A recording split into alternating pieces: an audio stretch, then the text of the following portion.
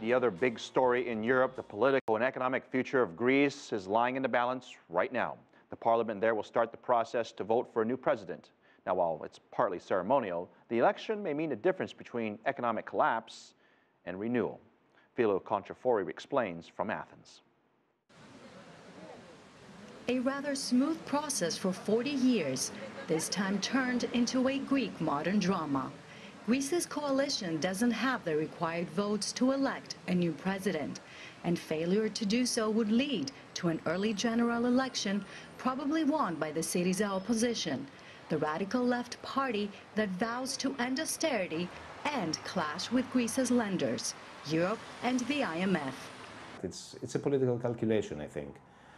The fact that the presidential election is held in an atmosphere of uncertainty gives a bigger chance for a president to be elected.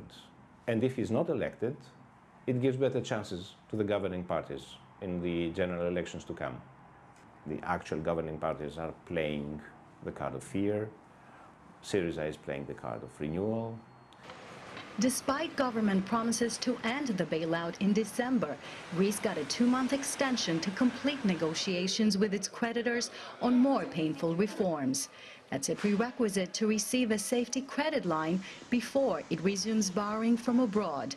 If these negotiations fail because of early elections, the government says Greece could be left in a financial limbo. The Prime Minister brought the presidential vote forward to end the political uncertainty that he said was being compromised by constant election demands from the leftist opposition. But so far, his high-risk move seems to have an opposite effect. The Athens Stock Exchange tanked following the Prime Minister's announcement. Greece's borrowing costs rose further, and both local and international media have been reviving speculation about a possible default.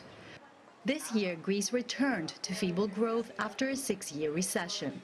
Unemployment is dropping, but remains close to a staggering 26%. Yet, none of this has translated to improved living standards for Greeks, who highly disapprove the government's austerity policies. We are talking about a stabilized economy, but stabilized with low activity levels. And right now, the economy is facing a dilemma. From now on, it will show some positive economic indicators, or it will be hit by negative effects that will put this process in doubt. Everyone will be closely watching until the third round of the presidential vote takes place on December 29th. That's when Greece will either avert early elections or, as some say, skid again closer to the edge. Filio Kontrafouri, CCTV, Athens.